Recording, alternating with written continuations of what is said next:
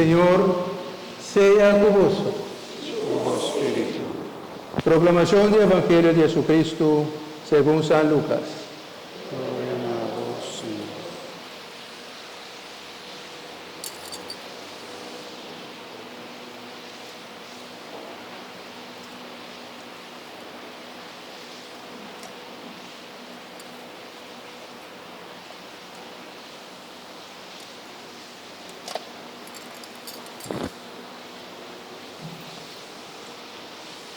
Desde tempo él, asociado con el emperador Augusto, saca un decreto para tener un censo de inteiro su imperio.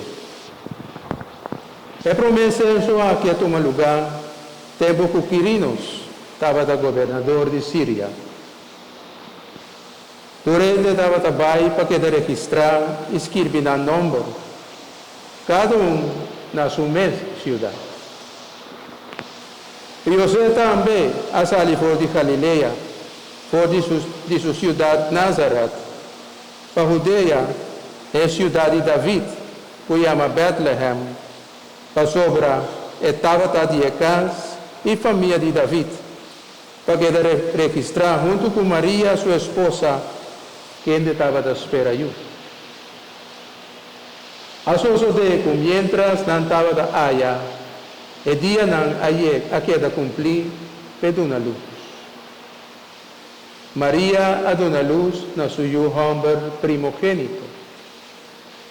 Ela lo redempanha e ponede pesebre, para sobra não estava de lugar para não, tem posada.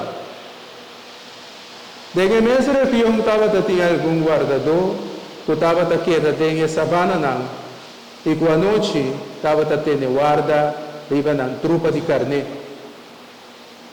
E o ángel do Senhor apareceu não, e glória do Senhor resplandecer turno de não, não espanta machá.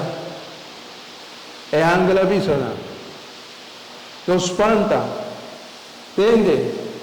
E anuncia vos uma alegria grande, que lo tapa inteiro pueblo também. Para sobre a é Salvador, que ainda está Cristo Senhor, a nasce para vos da cidade de David. Essa aqui é señal para vos, que vos lo há baby lorar, de empanha e dormir de pesebre. De repente, uma multitud grande de ángeles fora de cielo aparecer junto com o ángel. Dantava a Deus dizendo, glória a Deus de altura não, e na terra paz, balde gente não, o Deus da estima. Palavra do Senhor.